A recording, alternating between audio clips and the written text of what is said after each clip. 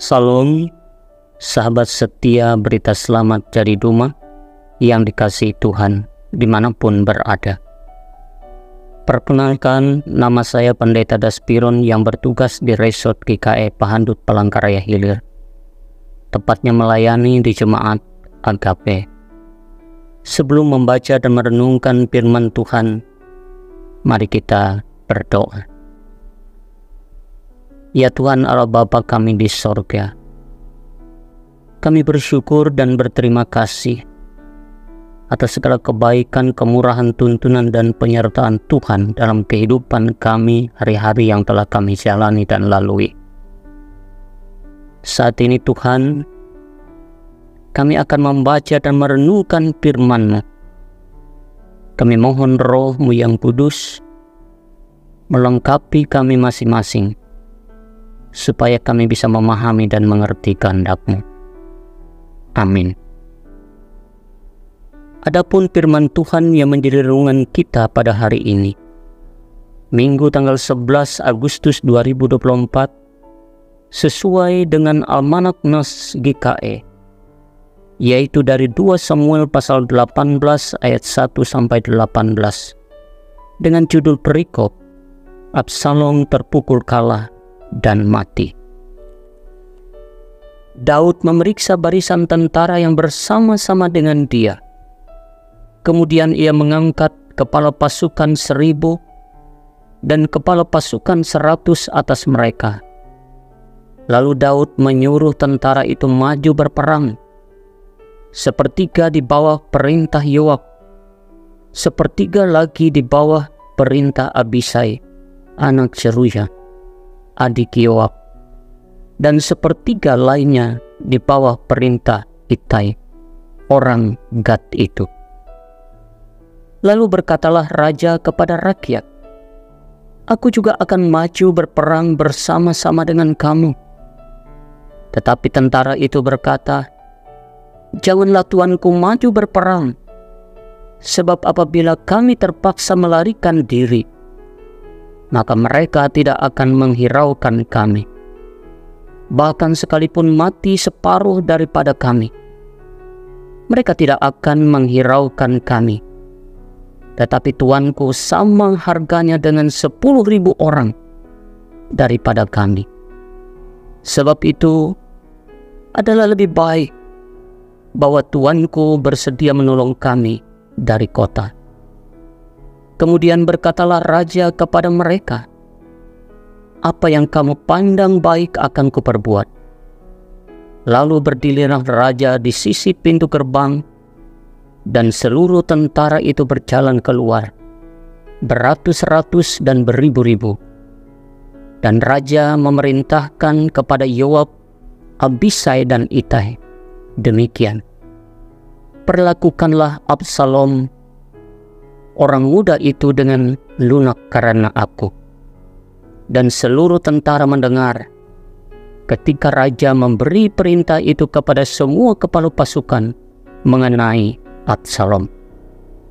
Lalu tentara itu maju ke padang, menyerang orang Israel, dan terjadilah pertempuran di hutan Efraim. Tentara Israel terpukul kalah di sana oleh orang-orang Daud. Dan pada hari itu terjadilah di sana pertumpahan darah yang dahsyat. 20.000 orang tewas. Kemudian pertempuran meluas dari sana meliputi seluruh daerah itu. Dan hutan itu memakan lebih banyak orang di antara tentara daripada yang dimakan pedang pada hari itu. Kebetulan Absalom bertemu dengan orang-orang Daud. Adapun Absalom menunggangi bagal. Ketika bagal itu lewat di bawah jalinan dahan-dahan pohon terbanting yang besar, tersangkutlah kepalanya pada pohon terbanting itu, sehingga ia tergantung antara langit dan bumi, sedang bagal yang dikendarainya berlari terus. Seseorang melihatnya, lalu memberitahu Yoab. Katanya, "Aku melihat Absalom tergantung pada pohon terbanting." Yoab berkata kepada orang yang memberitahu kepadanya itu, "Apa? Jika engkau melihatnya, mengapa engkau tidak membanting dia ke tanah di tempat itu juga? Maka selayaknya aku memberi engkau 10 sikal perak dan 1 ikat pinggang. Tetapi orang itu berkata kepada Yoab, sekalipun aku mendapat 1000 sikal perak di telapak tanganku, takkan aku menjamah anak raja itu.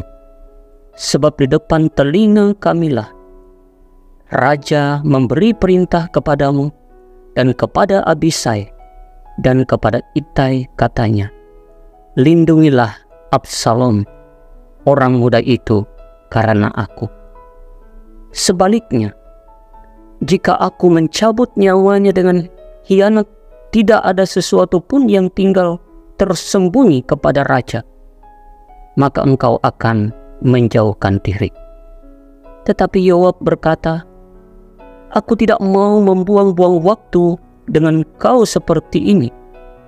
Lalu diambilnyalah 3 lemping dalam tangannya dan ditikamkannya ke dada Absalom, sedang ia masih hidup di tengah-tengah dahan pohon terbanting itu.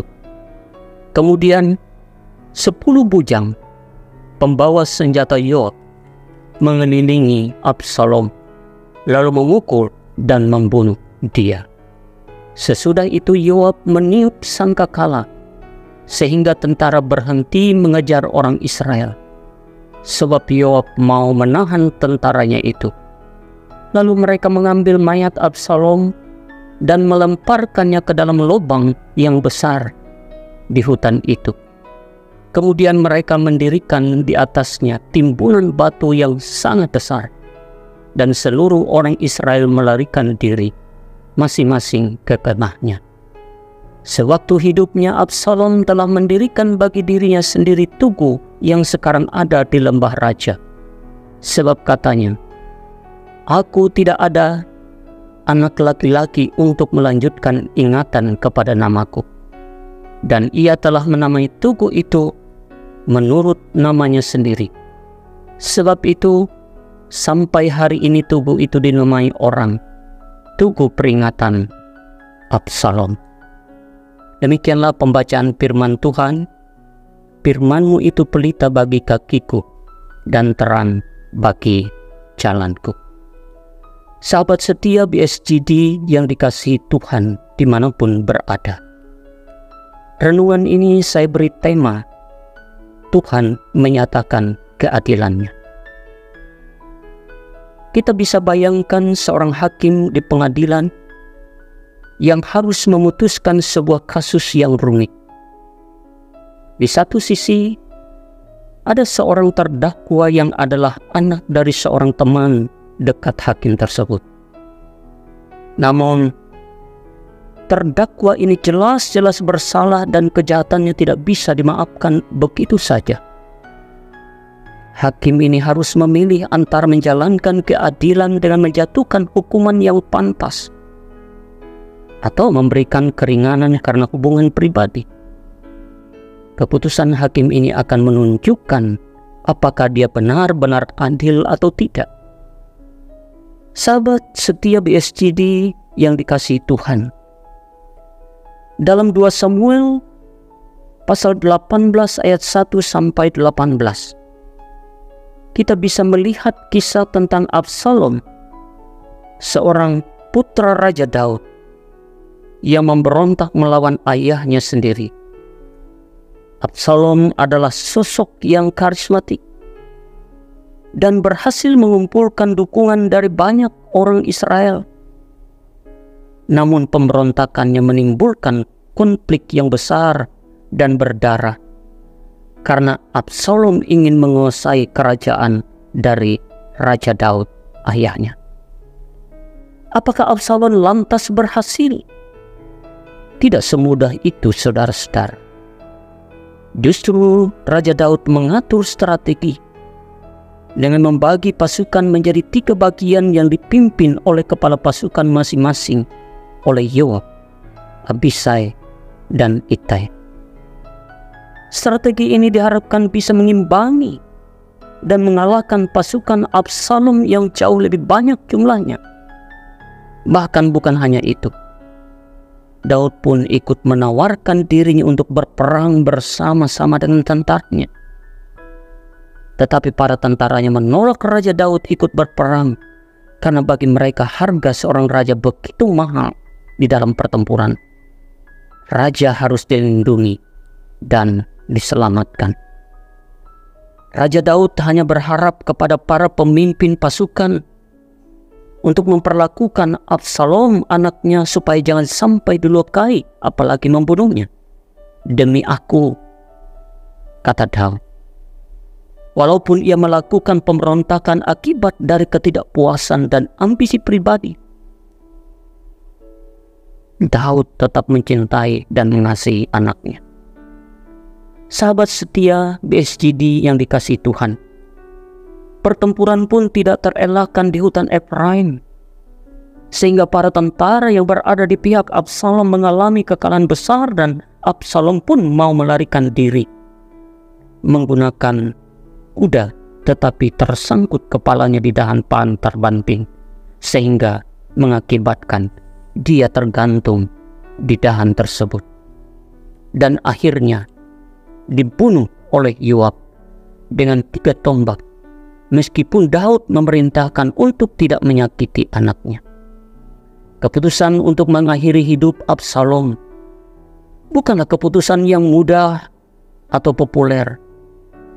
Namun Yoab tahu bahwa untuk memulihkan kedamaian dan ketertiban di Israel, maka pemberontakan itu harus dihentikan sepenuhnya. Akhirnya Absalom dimakamkan di hutan dalam lubang besar dan ditutupi dengan batu sebagai tanda akhir dari pemberontakannya. Sahabat setia BSGD, dari nas ini ada beberapa pelajaran penting yang patut kita renungkan. Pertama, menjaga integritas dalam pengambilan keputusan. Seperti hakim dalam ilustrasi tadi, kita sering dihadapkan pada keputusan sulit. Apakah kita akan memilih yang benar meskipun sulit? Atau akan kita kompromikan karena hubungan pribadi? Belajar dari kisah Absalom, kita diajarkan untuk selalu memilih keadilan, meskipun itu berarti kita harus membuat keputusan yang sulit. Yang kedua, menghadapi konsekuensi dari tindakan kita. Belajar dari tindakan Absalom yang memberontak melawan ayahnya Raja Daud, yang diurapi oleh Tuhan. Kematian Absalom bisa dilihat sebagai bentuk penghakiman Tuhan atas tindakan pemberontakan dan ketidakadilan yang dilakukannya. Ini mengajarkan bahwa setiap tindakan memiliki konsekuensi. Untuk itu kita harus sadar bahwa pemberontakan terhadap otoritas Tuhan dan hukum-hukumnya akan membawa hukuman. Oleh karena itu kita harus hidup dalam ketaatan kepada Tuhan. Yang ketiga, meskipun Daud sangat mencintai dan menyayangi Absalom anaknya, keadilan Tuhan harus ditegakkan. Absalom yang melakukan pemberontakan akhirnya harus menerima konsekuensi dari tindakannya. Ini menunjukkan bahwa Tuhan tidak membiarkan ketidakadilan berlangsung tanpa hukuman. Keempat, pasukan Daud berhasil mengalahkan pasukan Absalom. Itu berarti bahwa ada peran Tuhan dalam kemenangan tersebut sebagai intervensi Tuhan yang mendukung keadilan dan ketertiban dalam kerajaan Israel. Begitu juga dalam kita menjalani hidup ini. Sesulit dan sesukar apapun yang kita hadapi, namun kita bisa melewatinya, itu pasti karena ada Tuhan campur tangan di dalamnya. Yang kelima, kita berupaya untuk memahami keadilan Tuhan dalam hidup kita. Ketika kita melihat ketidakadilan di sekitar kita, maka kita yakin bahwa Tuhan adalah hakim yang adil. Dia tidak akan membiarkan kejahatan berlangsung selamanya. dalam waktunya Tuhan akan menyatakan keadilannya, dan kita harus bersabar serta percaya kepadanya. Keenam, Tuhan tidak pernah berdiam diri terhadap kejahatan dan ketidakadilan manusia. Tuhan tahu apa yang akan Dia perbuat di dalam penghakimannya. Dia lakukan dengan caranya sendiri, melampaui akal budi kita. Amin. Mari kita berdoa. Bapa, terima kasih karena kami telah mendengar firman-Mu. Biarlah firman-Mu ini Tuhan selalu memandu dan menuntun keberadaan kehidupan kepercayaan kami kepadamu. Kami ingin menyerahkan sahabat setia BSGD dimanapun berada. Kiranya Tuhan senantiasa terus hadir dan campur tangan di tengah-tengah berbagai bidang yang ditekuni. Berikan kesehatan, kekuatan. Berkati tim BSGD yang terus melakukan yang terbaik demi kelangsungan kemuliaan nama Tuhan. Terima kasih Bapa. Amin.